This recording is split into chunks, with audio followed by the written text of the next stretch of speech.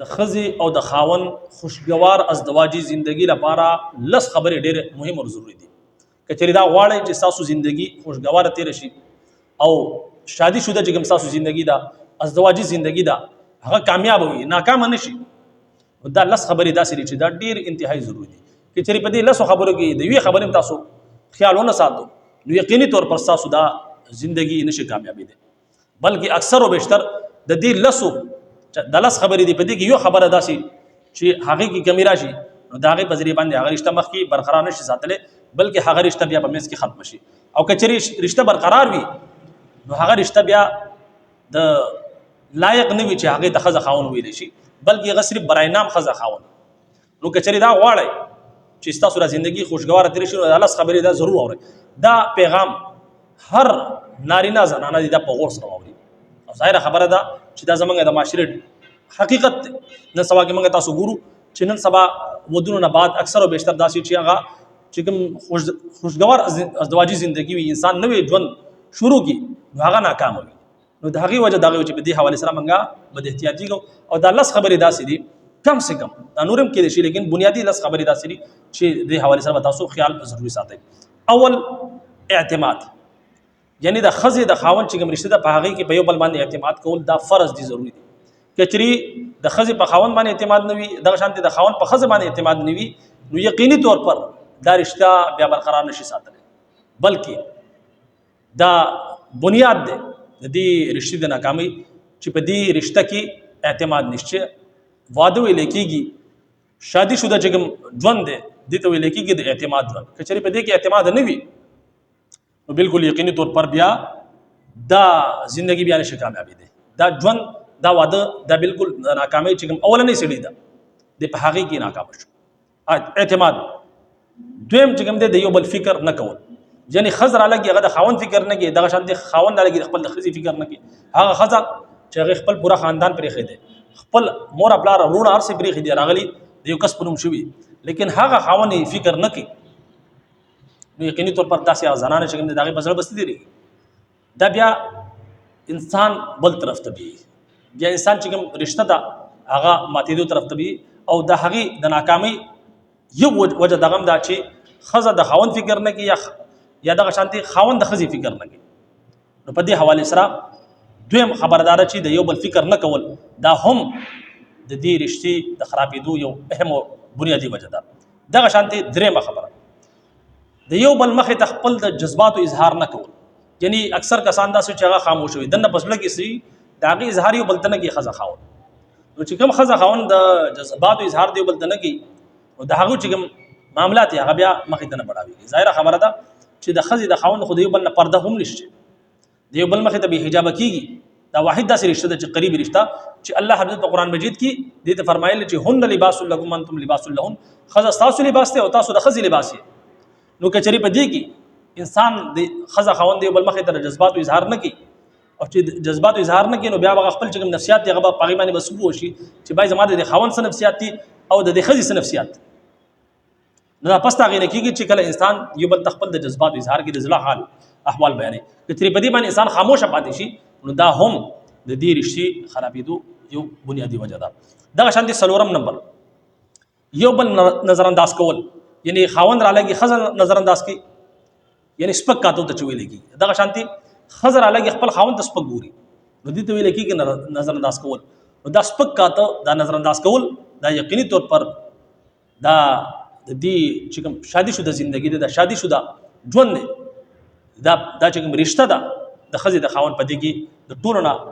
بنیادي چې کوم یو وجه ده هغه دغه ده چې ښځه رالګي خپل خاوند نظر انداز کوي سپکو ته ګوري یا خاوند رالګي خپل ښځې ته سپک ګوري نو دا هم په بنیادي وجوهاتو کې ده. لہذا پکار داره چې ښځه خاوند که چېرې غواړئ ستاسو چې کوم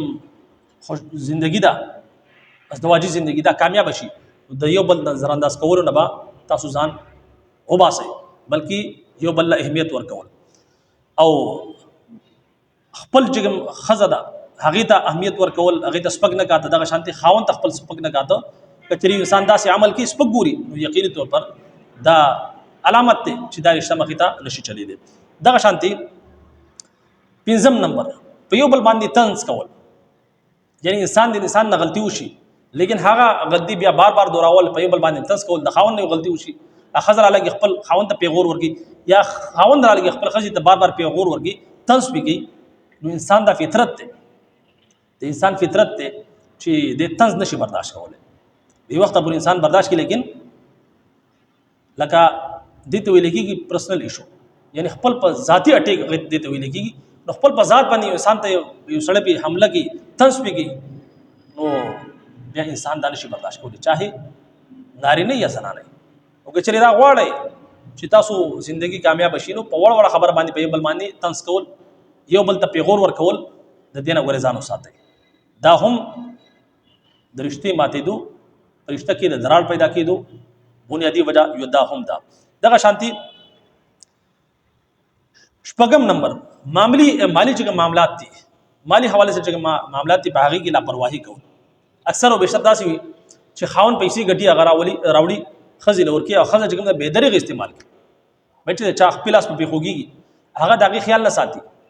نو په دغې وجه باندې ظاهره خبره ده خاون چې کوم مال دی هغه خو ستا سره امانت دی دا نه چې هغه ته بې دریغې استعمالوه یا دغه شانتي خاون دی هغه مالي معاملات نه کوي کور کې پروت دی کار او روزګار نه کوي نو دا چې کوم مالي معاملات دي په دې کې یو انسان د خاوند د طرف نه لاپرواهي ده له ښځې د طرف نه لاپرواهي نو دا هم د رشتې د خرابېدو بنیادی وجه یو دغه هم ده د هغې نه علاوه وم نمبر یو بل مکمل تبدیله لیدو یعنی نارینه دا غواړي چې زما را ښځه دغه شانتي په دې کې دا صفات پیدا شي مکمل دا بدل شي د دې چې کم په دې کې بعض بره چې کوم عادات دي هغه تی مکمل ختم شي د انسان یو فطرت وي که نه فطري طور پر بعض عادات د انسان داسې چې هغه د انسان نه لري کېږي نو کچري یو انسان دا غواړي خاوند دا غواړي چې زما ښځه څنګه غواړم هغه شانتي شي مکمل چین شي یا ښځه غواړي چې زما خاوند مکمل داسې چین شي چې څنګه زه غواړم نو دا یقیني طور پر دا ناممکنه ده د انسان فطرت بعض عادت د انسان په وینه کې دننه شامل وي نو کچري انسان دا سوچ لري چاهي ښځه لري یا خاوند لري چې دا زما چې کوم دا ساتي دی د بدل شي څنګه چې زه غواړم زما د ذهن مطابق شي چې دغه شانتي شي دا صفت پکې راشي او دا عادت تللی شي نو یقیني طور پر دام یو داسې سوچ دی چې دا ناممکنه دی او بلکې د رشتې کې د دراړ پیدا کېدو د رشتې د ناکامۍ بنیادی وجوهاتو کې یو دا وجه هم ده د هغې نه علاوه اتم نمبر خپل په پارټنر باندې شک کول یعنی خاوند را لګي خپل په ښځه باندې شک کوي او دغه شانتي ښځه را لګي خپل په خاوند باندې شک کوي ګوري چې یاره زما خاوند څه کوي نظر پې ساتي نظر ساتل خو ټیک ده لیکن بلکې خپل چې کوم دی هغه مقصد دا جوړول چې شک بار بار شک کول دا شک هم وهم دا چې کوم دی دا یو بیماری ده ډېر شي کسان داسې چې هغه خپل په ښځه باندې شک کوي هسې بلا وجه شک نو د رشتې د ناکامي یو بنیادي وجه دغه هم ده چې چېرې یو طرف نه هم شک پیدا شي یعنی خاوند د طرف نه په ښځه باندې شک وي بار بار شک کوي هسې او دغه شانتي ښځه په خپل خاوند باندې شک کوي او بیا خپل خاوند ته خبرې اوري نو یقیني طور پر دا شک دا هم په دې رشته کې دراړ پیدا کوي دا بنیادي وجوهاتو کې یو وجه دغه ده چې په خپل پارټنر باندې شک کول او که چېرې دا غواړئ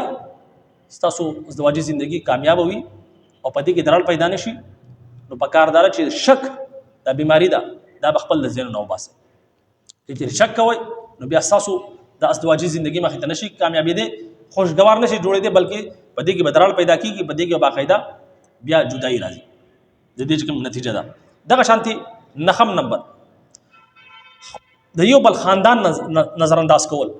یعنی اوس مثال طور پر ښځه دغه د خاوند چې کوم خاوند دی خاوند چې کوم دی د هغه خاندان دی مور پلار دي وروڼه دي دغه شانتي نور رشته داران دي هغه نظر انداز کوي سپکو ته ګوري او دغه شانتي خاوند را لګي خپل چې کوم خواښې دی یعنی د ښځې چې کوم ښځه مور را یعنی د ښځې چې کوم خاندان ولې دي وروڼه دي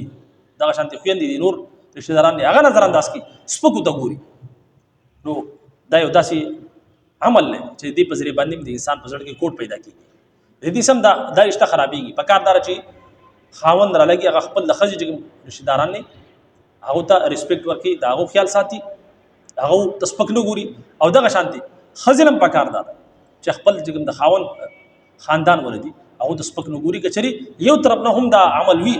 بیا دا رشته نشي کامیابېدی دا نهم نمبر دغه شانتي لسم نمبر چې کوم تیر شوي زړې کیسې کہانیانې دي د انسان زندگی دا په دې کې د انسان نه ګناهونه هم کېږي انسان خود د ګناهونو پتلا د انسان نه ګناه کېږي خطا کېږي هغه انسان دی چې دغه نه خطا نه کېږي لیکن ډېر الګي هغه زړې خبرې را دي او پاغي باندې چې ګنده پاغي باندې نظر ساتي هغه زړې خبرې ذهن نه وباسي نو یقیني طور پر کچري اوس خاوند را لګي د خځې چې کوم زړې خبرې دي هغه په ذهن کې چې کوم د خپل ذهن باندې سوال کړلی هغه په باره کې سوچ کې باغی حواله سره چې کوم د خبره کی او په دغه باندې نظر لري دغه شانتي خزه دغه خپل خاوند چې کوم زړې معاملات دي زړه معاملات دي هغه دغه را لټې لګیاوي نو یقیني طور پر چې کوم زړه معاملات دي کې سوق هغه را سپړي باغی غلو کې ډکی وي نو یقیني طور پر دغه نه بیا سن جوړيږي بلکې په دغه رشتہ باندې بیا اثر پریوزي او دا رشتہ بیا ناکاميږي بلکې بیا ختميږي نو دا ټوټل لس داسې بنیادی شیزونه دي چې په دې حواله سره موږ له پکاردار چې موږ نظر وساتو چې چیرې دا غواړو چې زموږ ازدواجی ژوندۍ کامیاب شي او په دې کې اعتماد وي خوشگوار ازدواجی ژوندۍ په دې کې څه قسم له درال پیدا نشي دا رشتہ بالکل صحیح او سالم وي نو یقیني طور پر دا لس خبرې چې کوم دي بنیادی د دې خیال ساتل پکار دی او چې دې موږ خیال نه ساتو بیا یقیني طور پر دا رشتہ چې کوم دا بیا غیر یقیني دا په ست ټیم کې هم ماته دي شي ختمې دي شي او کچري برقرار وي نو دا بیا خوشگوار ازدواجی ژوندۍ نه ده بلکې دا صرف برای نام خزه خاوند دي حقيقي معنی کې دا خزه خاوند دي هغه خزه خاوند چې په قران مجید کې الله تعالی فرمایي چې 10 کو الیها تاسو دوه په ذریعہ باندې سکون حاصل وي دا خو داسې رشتہ چې د په ذریعہ باندې خزه خاوند دی بل سکون حاصل در سکون حاصلولو ذریعہ ده نبی علیہ الصلوۃ والسلام باندې چې کله اول واخراله پریشان شو او راغه خپل خزي مخې ته ټول هغه حالت بیان حضرت خدیجه رضی الله تعالی وای فرمایله زمبلونی ما چې کوم دی راون غاړه اوس پات نو دغه شانتي دغه نبی علیہ الصلوۃ والسلام چې کله بیا وفات کړي نو سره د چا پغې کیو خپل زوجه محترمه حضرت عائشہ صدیقہ رضی الله عنها